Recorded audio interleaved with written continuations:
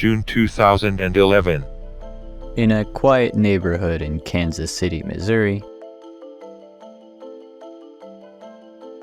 a 13-year-old boy sits in his room, playing games like RuneScape and Club Penguin. He isn't playing on just one account, instead he has multiple to switch out whenever he feels like it. The thing is, all of these accounts are stolen and worth a couple $100 each minimum. The kid goes by the name Doc, and the reason his accounts are worth so much is because each and every one of them has some of the rarest items Club Penguin has to offer. Some of them even have rare usernames attached to them, known as an OG name. This kind of collection isn't something easy to acquire, especially for someone as young as Doc. So the question remains, how did he get his accounts? It was the same idea as like OG, like having a cape, a Minecon cape, or essentially, but there was these hats, the beta hat, you could wear it and it would basically you could crowd on the game. Yeah, I remember that. Yeah. So I was into like hijacking those accounts and selling them for money. You know, like for one of the highest accounts, you could get like $2,000 like at maximum for it. Which, you know, I'm a 13-year-old kid, and it was a little different back then because this is like 2011. You know, so crypto, the market for that stuff, even with OGs back then in 2011, the market, like you could buy like a one-character username for like $300. You know, like, and there wasn't all this stolen money floating around where, you know, people can afford to pay, you know, 6 figures for this shit, you know. So there was OGs in Club Penguin, but the real market was in the item. There was just a host of items that were considered rare. Like I had some OG names on Club Penguin too, but I didn't really care about them too much because it was more about the items. Like everyone would, like I think I had the username Penguin on Club Penguin. Now, for those of you that are new here, OG names are the social media handles you want but can't have. Let's say your name's Jacob and you want to sign up for Twitter to have that as your username. You can't. There's a huge market of people selling accounts with these names for thousands of dollars, but back when Doc was starting out, it was much smaller. So obviously most 13-year-olds wouldn't be able to afford these $2,000 accounts, especially in 2011. But Doc had a special skill set up his sleeve: social engineering. This is when you dox your target and then use the information from this dox to either get more information about your target from a company, or once you think your information is sufficient, you can use this to try and take over their account.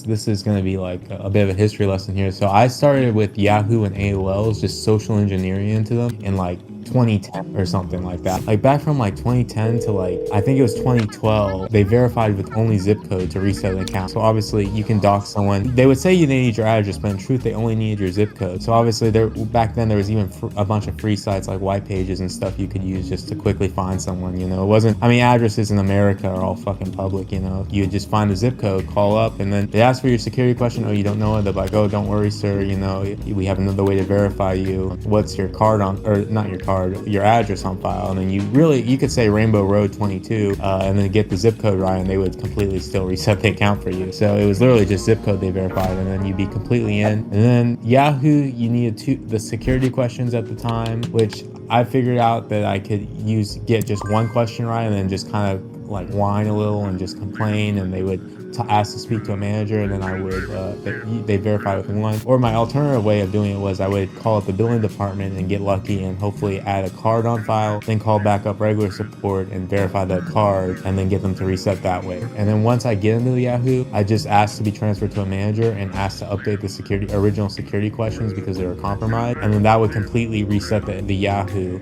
and it would be my questions that I created after that. And so even the original owner could really get back into the account because like I had just completely changed the original security question. So if they call, they're like, oh, what's your dog's name? And it's completely different from what they created, you know. After Doc discovered the power of social engineering, he simply couldn't stop using it to his advantage. You see, back then companies were completely oblivious to the fact that hackers could trick their own staff into giving them access to accounts and information that should have remained secure. Even with this key to success, Doc always kept updating his methods, and shortly after discovered both call forwarding and SIM swapping. I'll explain these now before Doc talks about them, since a lot of new viewers will have no idea what this is. Call forwarding is when you set your phone to automatically redirect incoming calls to another number. For example, instead of ringing to your phone, the call gets forwarded to a different phone the hacker controls. This can be set up on your phone nowadays, but is also possible through your mobile carrier. SIM swapping is when you trick this mobile carrier into moving someone else's number from their own SIM card onto a SIM card in your possession, sometimes by claiming it was lost or broken. Once the number is transferred, you can easily take over their accounts through their verification text messages. And then after that, started getting a little more tech savvy with stuff. So I started finding, vulnerabilities with my friends, people like Phobia and stuff. And he'd find something, I'd find something. So there was times where I had just straight up account takeover methods, like for AOL, where I could just instantly reset anyone's account or instantly find their billing information that I could use to call up. So there's stuff like that. And obviously we did call forwarding a lot in like 2014. There was a method with Gmail where you could change the radio value in the HTML to radio like 2 or something, and it would just automatically call them instead of texting them. So obviously you could call forward. We hadn't gotten into SIM swapping yet, really. I mean, mostly we were just using a mixture of social engineering, call forwarding on like Hotmails, because Hotmails used to have the options where you could text or you could call them. But then eventually it came into SIM swapping like 2015. I want to say this was my first introduction to getting like text online. I'm not sure if you've heard the names like and stuff. Yeah.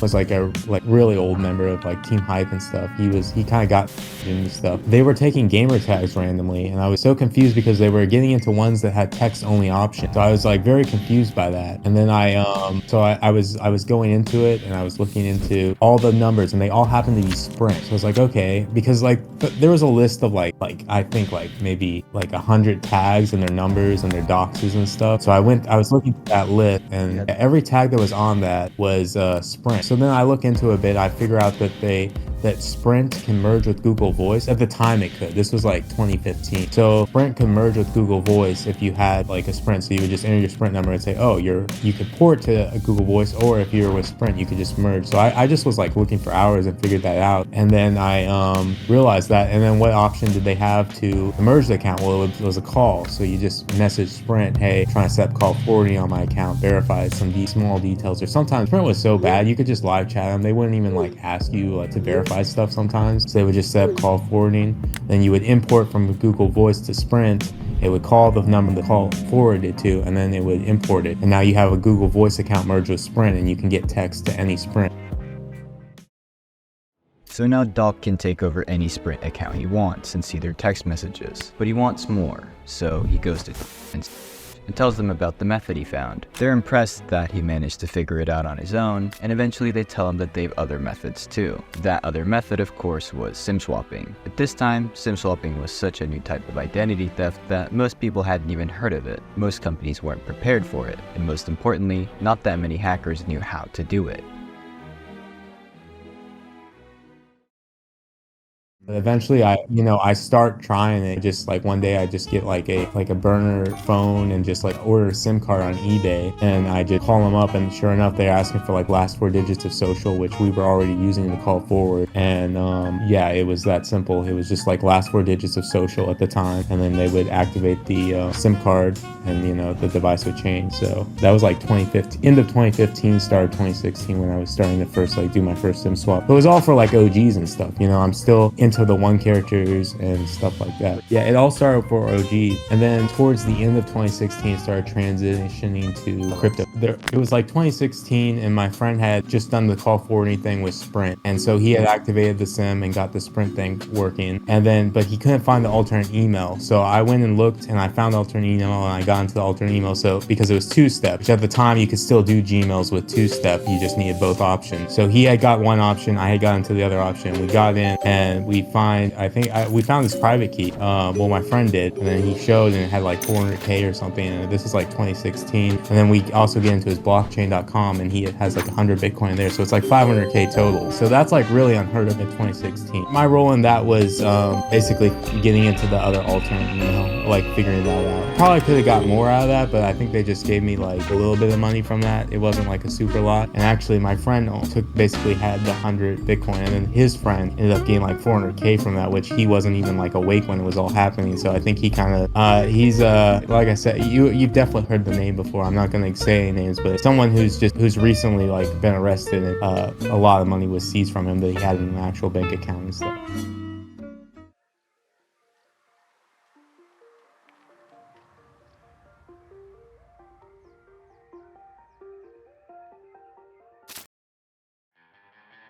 Now at this point, Doc has basically run out of targets to steal OG names from. Besides, it wasn't even that exciting anymore since he'd usually just end up selling them for Bitcoin anyway. So why not just skip the middleman and go straight for stealing cryptocurrency?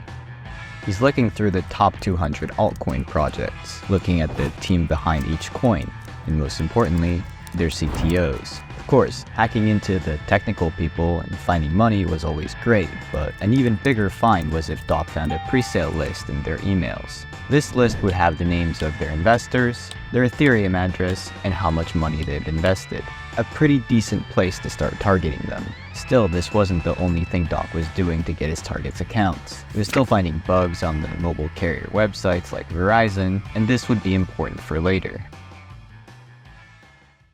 I found plenty of bugs on Verizon and T-Mobile. Like T-Mobile and Verizon were littered with bugs. Like I had a vulnerability that exposed IMSI, which is actually referenced in like an API hacking handbook or something. Like they reference it, but it exposed IMSI, and IMSI is a little interesting because that can actually be used for SS7 attacks. So no SIM swapping needed. Because basically with an SS7 attack is what you're doing is you're intercepting traffic, but for you to connect to the cell phone tower, you need the IMSI number, which is supposed to be private. It's different from like a SIM card number or an IMEI. Typically what people do with SS7 attacks is they'll connect to the SS7 network and then they'll try to sniff for different like IMSIs and stuff. But if you know the IMSI, you can just instantly get the person's text. So I found a bug that completely exposed IMSI. So technically you could have done SS7 attacks, stuff like that. I found a bug when Verizon switched over to verifying with account number. I found that they had stored account numbers in their JavaScript, inline JavaScript for whatever reason. I don't know why. And so I had a way to get anyone's account number, and then you would just call up with account number and you could do anyone, Verizon at any time.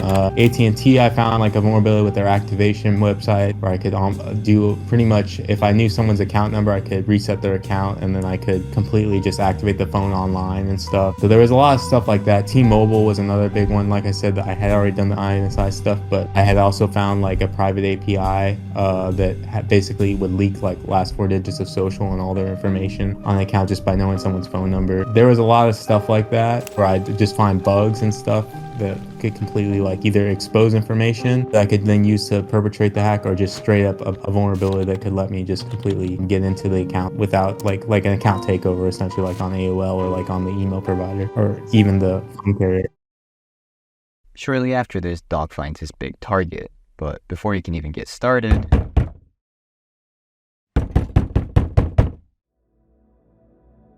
Yeah, I got swatted before. I got swatted for a username. I think it was Darkness on Twitter. I just didn't give up the username, so they were like, okay, we're gonna swat you. So they did. That was the only time I got swatted. I got raided twice though, because for taking an AOL to a like big Instagram page. That was actually the first time I got raided, but like nothing like serious came of it. I got like a misdemeanor or something for that. So that was actually my original arrest. this was just a small bump in the road. The feds didn't know shit, so he knew he could carry on freely. I mean, they hadn't even found his Bitcoin stash. September 17th, 2018. It's time for Doc to start working on his big hit, a big blockchain company named Crowd Machine. They had recently launched an altcoin with a market cap of around $100 million, holding around 20% of that themselves. He's got basically everything he needs. He's got a new gauth exploit that lets him bypass Google Authenticator. He's got access to the CEO's account, and for the most part he knows exactly what he's looking for. There's just one thing left to do. Because he had to put additional risk on himself by playing every part of this heist, Doc decided that he didn't want to pull this off from his own house. Plus, the feds had already came to visit now, so it just didn't feel right. So he decides to take a trip far, far away. All the way to Oklahoma, where nobody knows him. He books a room at a Hilton hotel on the west side of Oklahoma City for a couple of nights. As soon as he's checked in, he puts the Do Not Disturb sign on the door of his room. Now it's time to get to work.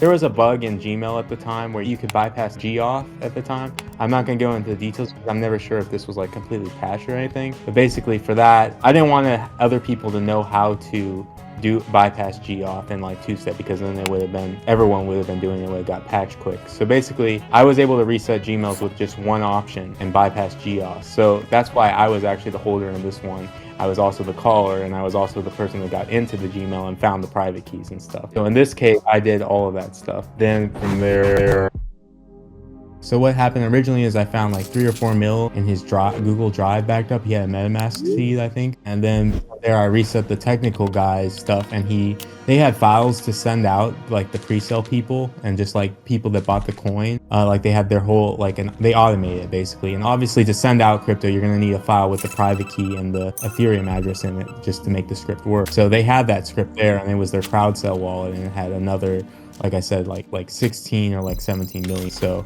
that was like 20 million total. Like I said, I took 15 million, and then I left the 5 million in there, and I tried sending a mil back to them in good faith and said, hey, listen, like if you give us so and so money, then blah blah blah, like there you go, like then we'll hand over the thing. After sending this message to the CEO, Doc is certain he will get away with the millions. I mean, he hasn't sold the tokens yet because he didn't want to crash the price of the coin, but he's pretty confident that Crowd Machine will want to make a deal with him. He of course knows that they'll contact the FBI to report the stolen coins, but he still decides to stay at the room for a few more days, most likely to launder the money through anonymous crypto exchanges. Finally, on September 24th, his cousin comes to pick him up, and he checks out of the hotel. The first thing on the agenda is to find a place to destroy the laptop and the phone to get rid of them. But first, you need to stop to get some gas. You pull into a petrol station on the way out of Oklahoma, where suddenly another car pulls up close to you. 2 men step out. They're staring at you. This makes you paranoid, and you start thinking back on your operation and whether you made any mistake. But before you get the chance, they're approaching. At first, you think you're getting robbed before they reveal their secret service. They ask you, hey, do you go by an alias? Doc, perhaps? And you realize you're screwed.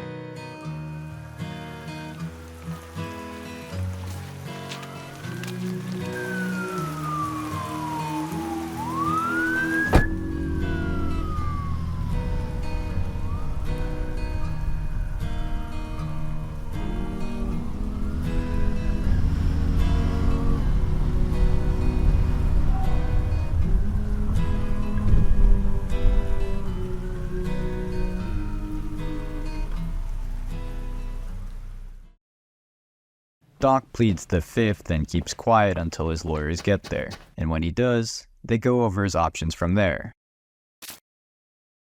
First of all, I'm in Oklahoma because I think I'm being smart, because I'm like, okay, they're starting to track on with cell phone towers. I don't want to be anywhere near Kansas City, Missouri, where I live, because like the cell phone will ping off that. So I'm worried about that. But I'm still going into Walmart buying a phone. I'm buying with cash, so I'm not being completely stupid, but there's still cameras that are seeing me buy this phone and buy this SIM card. So I'm not being the smartest there. So that's my first fuck up. My second fuck up, and this one is the one that actually got me fucked, is when I was exploiting that vulnerability to bypass two-step, my hotel IP somehow slipped. I don't know if my VPN, I still honestly was very shocked when my lawyer told me like, hey, they got your hotel IP, and that's basically how they did it, because I thought I had done everything right. But I think when I was exploiting the vulnerability, my IP must have like slipped up or something, and basically my hotel IP was linked. Now, at the time, a lot of my friends have gotten arrested. You know, Joel's arrested, Ricky's arrested, they've seized their computers, you know, there's other people that have gotten arrested. I think Xavier's got arrested, but I wasn't really friends with him. But I think somehow, obviously, the name Joseph Harris Doc got out, and then they happened, so they were already aware of me. They probably just needed some evidence to pin me with, and this was it. And I have a hotel, they see everyone, they look who all the people staying at the hotel, they see Joseph Harris is staying at the hotel. Well, that's a red flag right there. So I'm done, I'm toast. You know, there's no in ends or buts. Like, they've got all the evidence they need if I have the phone used to perpetrate the hack on me, you know. That's pretty much it. You know, I get arrested. I talk to my lawyer, and I'm staying pretty tight, but eventually I'm just like, what does it take? Like how do I get out? Well, if I give up all this money, will they get me out? And my lawyer, who was a really good lawyer and I paid a lot of money to, basically was able to negotiate me a deal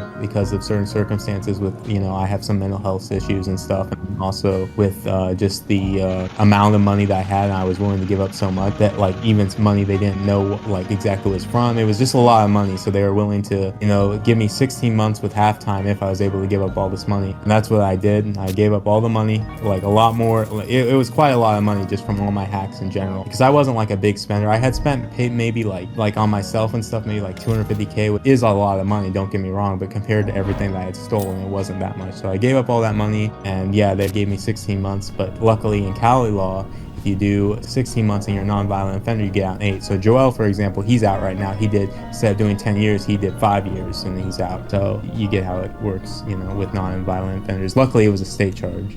That helped my matter a lot too. Yeah, I think I don't even know what I was really like thinking with that. I think, yeah, I was wanting to save it up, but at the same time I was kind of like, it's like I didn't know what to spend the money on, I don't like going out partying and stuff, I like buying designer clothes does not really appeal to me. I think that actually benefited my case a lot. My lawyer told me like the fact that I wasn't going out and partying and that they had read through some of my texts like and stuff and didn't think I was this awful person, but just the vibe they got from me was that I wasn't like, I had so much money saved up and then I also wasn't going out partying. So all that stuff my lawyer said like benefited me a lot, and like getting it also with the mental health stuff, it all benefited me. Also, the crowd machine, they straight up said that they had got all their money back. So like they weren't even cooperating with the like courts and stuff, they were trying to like, and they got sued by SEC actually. I don't know if you knew that, but they were doing fraud as well. So so all these factors kind of benefited me getting a very good lucky release. So I was very grateful for that, and I took that as a sign like a lot of these other people are getting way more time, like I'm very lucky. So, after you got out, what was the first thing you did?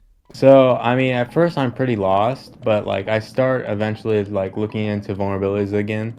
I start with, I heard there was an Xbox vulnerability to get anyone's email. So I looked for that. I managed to find it. It was just an IDOR via the cookie. So essentially when I would swap out a cookie value, you could change the cookie value to the user ID of that Xbox account, which XUIDs are public. So from there, you just swap out the user ID and then it would show anyone's email. I have a video of it on my YouTube. And I start doing this. I'm just looking for bugs. I find a Google vulnerability that's actually really major. It has to do with sign in with Google. Basically, what I'm able to do is companies that use sign in with Google, for example, Dropbox or Slack, you sign in with Google, it would just blindly trust you and automatically sign you in if you were using a Google account. Now, the thing is, Google accounts can also be Hotmails, Yahoos, and other emails. To verify that you own that email, you have to send the code. So I was able to exploit the request that was being sent out and change the parameters around a bit, which allowed me to send the code to an email I controlled instead of the Hotmail or Yahoo. So from there, I have the code now and I've successfully verified the Yahoo as a Google account. So then I just use sign in with Google on Dropbox or sign in with Google on Slack, and it automatically signs me into the person's email that has that Yahoo email. I can take over essentially any Slack or Dropbox as long as they aren't an @gmail.com email address and as long as they don't already have a Google account. And this doesn't just work for like Dropbox and Slack. There's like tons of other people that use sign in with Google and don't set up proper authorization. So essentially they just blindly trust Google, and since I have a Hotmail variant, it's automatically signed me into that Hotmail account email address. I mean, obviously I think it's pretty obvious I could have made millions with that, but I'd rather report it to Google, and I reported Dropbox and I got payout from a few different companies, and that's what put me in the Google Hall of Fame. So that was another big bug I found. Recently, I found some Verizon ones dealing with race conditions. I found an AT&T logic flaw recently, which they had improper input sanitization. I was basically able to take over anyone's AT&T online account. There's tons of stuff like that. So that's what I'm up to now. I've been in Microsoft Hall of Fame a bunch. Jail was such like an eye-opener for me. Like it completely like just changed my outlook on things. Like I don't want to be in a cage, first off, and it gave me some plenty of time to think back to like the people I was stealing from. Like in a lot of cases, these are victims. There are some cases where sure there's like a big company and yeah, they might be doing fraud, but you say you fuck with the company, well, think of all the little investors now that are impacted. Like, As of today, Doc is still bug hunting and he earns a pretty good living with it. He's learned his lesson and now only uses his skills for good. You see, for Doc it was never about the money, it was merely a symbol of his skill. He's practically still doing the exact same thing, but this time with a sense of repurpose. He's asked me to link some places to get started learning for those of you interested in bug bounties, which I'll leave in the description, but besides that, that's all we have for you today.